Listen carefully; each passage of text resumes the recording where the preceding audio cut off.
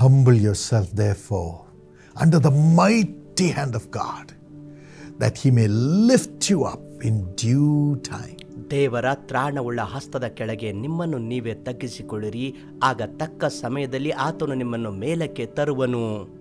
1 Peter 5 and verse 6 is today's promise. ಮೊದಲನೇ ಪೇತ್ರ 5:6 ಇಂದಿನ ವಾಗ್ದಾನವಾಗಿದೆ. God wants to lift you up.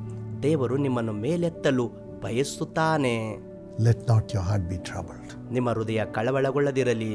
Yes, you may wonder how long you are going to sink deeper and deeper and deeper in desperation and losses in your life. ಇನ್ನೆಷ್ಟರವರೆಗೆ ಕೆಳಗೆ ಹತಾಶೆ ಮತ್ತು ನಷ್ಟಗಳಲ್ಲಿ ನಾನು ಹಾದು ಹೋಗಬೇಕೆಂದು ನೀವು ಯೋಚನೆ ಮಾಡುತ್ತಿರಬಹುದು. God says, those who wait on the Lord ದೇವರು ಹೇಳುತ್ತಾರೆ, ಯಾರು ಯೆಹೋವನ ಮೇಲೆ ನಿರೀಕ್ಷಿಸಿಕೊಂಡಿದ್ದಾರೋ shall rise up with wings as eagles. ಹದ್ದುಗಳಂತೆ ರೆಕ್ಕೆಗಳನ್ನು ಚಾಚಿಕೊಂಡು ಏರುವರು. They shall run and not be weary, ಅವರು ಓಡಿ ಬಳಲರು.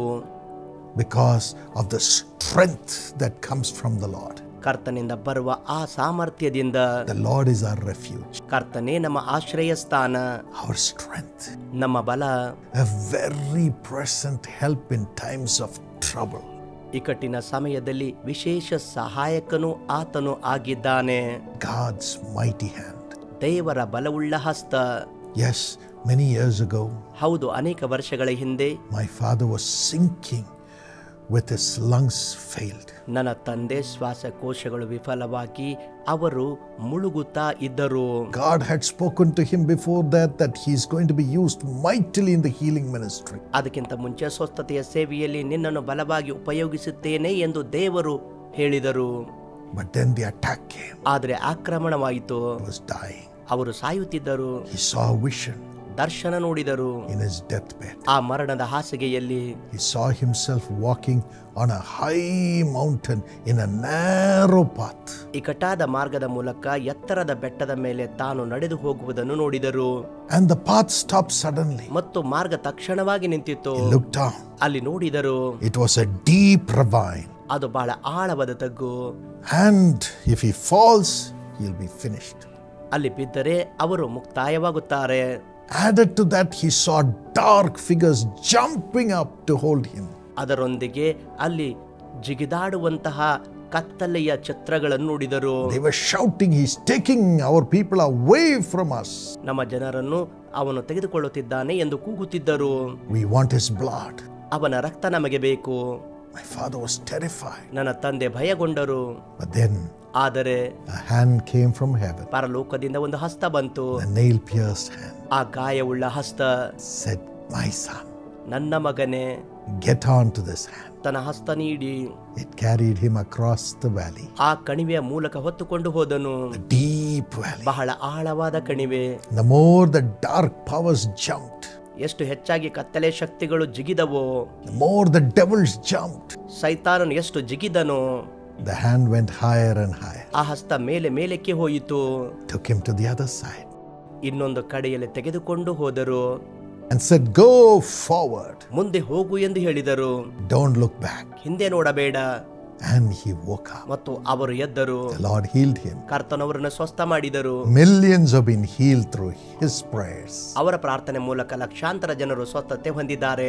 Humble yourself ನಿಮ್ಮನ್ನು ತಗ್ಗಿಸಿಕೊಳ್ಳಿರಿ. under the mighty hand of God. ತ್ರಾಣವುಳ್ಳ ದೇವರ ಹಸ್ತದ ಕೆಳಗೆ He will lift you up above every devil and every loss, every pain and every sorrow. ಎಲ್ಲ ನೋವು, ದುಃಖ, ಸೈತಾನನ ಮೇಲೆ ನಿಮ್ಮನ್ನು ಮೇಲಕ್ಕೆತ್ತುವನು. Because his hands are nail-pierced. ಯಾಕೆಂದ್ರೆ ಆತನ ಹಸ್ತ ಗಾಯವುಳ್ಳ ಹಸ್ತಗಳು. It will bring healing to your life. ಅದು ನಿಮಗೆ ಸ್ವಸ್ಥತೆಯನ್ನು ತರುವವು. Oh, Jesus loves you. ಓ ಯೇಸು ನಿಮ್ಮನ್ನು ಪ್ರೀತಿಸುತ್ತಾರೆ. He will lift you up. ನಿಮ್ಮನ್ನು ಮೇಲಕ್ಕೆತ್ತುತ್ತಾರೆ. It's a beautiful testimony. ಇಲ್ಲಿ ಸುಂದರವಾದ ಸಾಕ್ಷಿ ಇದೆ. Vasanth Philip completed his medical studies in Philippines in 2022. 2022ರಲ್ಲಿ ಫಿಲಿಪೈನ್ಸ್ ಅಲ್ಲಿ ಅವರು ತಮ್ಮ ವೈದ್ಯಕೀಯ ವ್ಯಾಸಂಗ ಮುಗಿಸಿದರು. He came to India, ಭಾರತಕ್ಕೆ ಬಂದರು. wrote the qualifying medical exam, ವೈದ್ಯಕೀಯ ಅರ್ಹತಾ ಪರೀಕ್ಷೆ ಬರೆದರು. failed again and again and again. ಮತ್ತೆ ಮತ್ತೆ ವಿಫಲರಾದರು.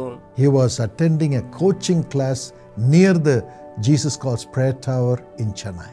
ಚೆನ್ನೈಯಲ್ಲಿರುವ ಯೇಸು ಕರೆಯುತ್ತಾನೆ ಪ್ರಾರ್ಥನಾ ಗೋಪುರದ ಹತ್ತಿರ ಇರುವ ಕೋಚಿಂಗ್ ತರಗತಿಗಳಲ್ಲಿ One ಪಾಲ್ಗೊಂಡರು. day he said, "Let me go to the prayer tower." ಒಂದು ದಿವಸ ಹೇಳಿದರು, ಪ್ರಾರ್ಥನೆ ಗೋಪುರಕ್ಕೆ ಹೋಗುತ್ತೇನೆ. That day I was there ಅಲ್ಲಿ ಆ ದಿನ ನಾನಿದ್ದೆ. and I prayed for him in January 2025. ಜನವರಿ 2025ರಲ್ಲಿ ನಾನು ಪ್ರಾರ್ಥನೆ ಮಾಡಿದ್ದೆ. And he wrote the exam. ಅವರು ಪರೀಕ್ಷೆ ಬರೆದರು. The result came. ಫಲಿತಾಂಶ ಬಂತು. He had not only passed the exam, ಅವರು ಬರೀ ಪರೀಕ್ಷೆಯಲ್ಲಿ ಪಾಸ್ ಆಗಲಿಲ್ಲ, but he got much more than he expected. ಅವರ ನಿರೀಕ್ಷೆಗಿಂತ ಹೆಚ್ಚು ಪಡೆದರು. Today he's working as a doctor, fully licensed. ಇಂದು ಪೂರ್ಣ ಪರವಾನಿಗೆ ಒಂದಿಗೆ ವೈದ್ಯರಾಗಿ ಕೆಲಸ ಮಾಡುತ್ತಿದ್ದಾರೆ. God will lift you up.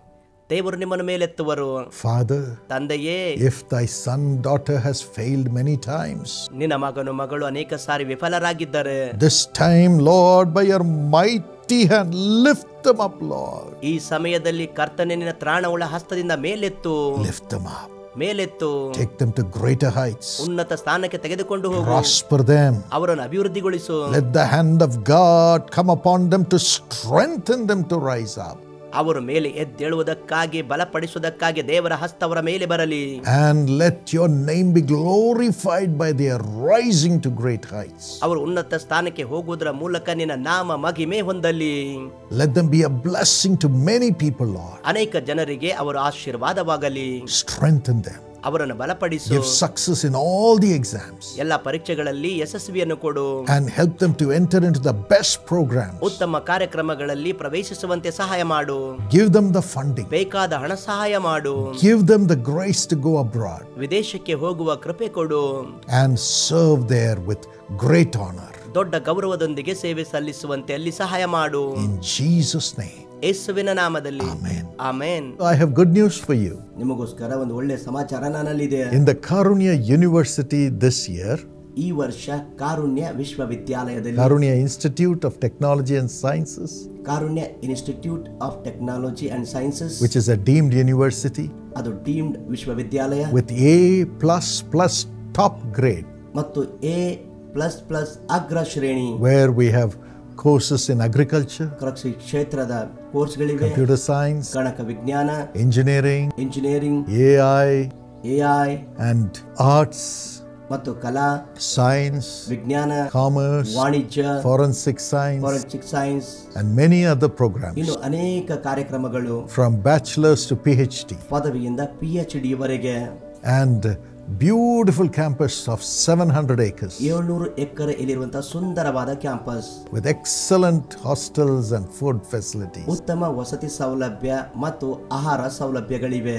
In this university, ಈ ವಿಶ್ವವಿದ್ಯಾಲಯದಲ್ಲಿ where the power of God is experienced by the students, ವಿದ್ಯಾರ್ಥಿಗಳು ದೇವರ ಬಲವನ್ನು ಅನುಭವಿಸಿದ್ದಾರೆ. we want to invite you to join us ನೀವು ಇದರಲ್ಲಿ ಸೇರಿಕೊಳ್ಳಬೇಕೆಂದು ನಿಮಗೆ ಆಹ್ವಾನಿಸುತ್ತೇವೆ. this year. ಈ ವರ್ಷ A special 100% tuition fee waiver is given to the top Christian students. ಉತ್ತಮ ಸಾಧನೆ ಮಾಡಿದಂತ ಕ್ರೈಸ್ತ ವಿದ್ಯಾರ್ಥಿಗಳಿಗೆ 100% ಟ್ಯೂಷನ್ ಫೀಸ್ ಶಿಷ್ಯ ವೇತನ ಕೊಡಲಾಗುತ್ತದೆ. Especially if the parents are earning less than 8 lakhs per year. ವಿಶೇಷವಾಗಿ ತಂದೆ ತಾಯಿಗಳು ವಾರ್ಷಿಕ ಆದಾಯ 8 ಲಕ್ಷಕ್ಕಿಂತ ಕಡಿಮೆ ಇದ್ದರೆ, Those students who do very well in +2 and in the Karunya entrance examination will be ranked and they'll be given 100% tuition fee waiver in that quota. ಯಾವ ವಿದ್ಯಾರ್ಥಿಗಳು 12ನೇ ತರಗತಿ ಮತ್ತು ಕಾರುಣ್ಯ ವಿಶ್ವವಿದ್ಯಾಲಯ ಪ್ರವೇಶ ಪರೀಕ್ಷೆಯಲ್ಲಿ ಉತ್ತಮ ಸಾಧನೆ ಮಾಡುತ್ತಾರೋ ಅವರಿಗೆ 100% ಟ್ಯೂಷನ್ ಶುಲ್ಕ ವಿದ್ಯಾರ್ಥಿ ವೇತನ ಆ ಕೋಟಾದಲ್ಲಿ ಕೊಡಲಾಗುತ್ತದೆ. Yes, and this is for the Christian students across the nation.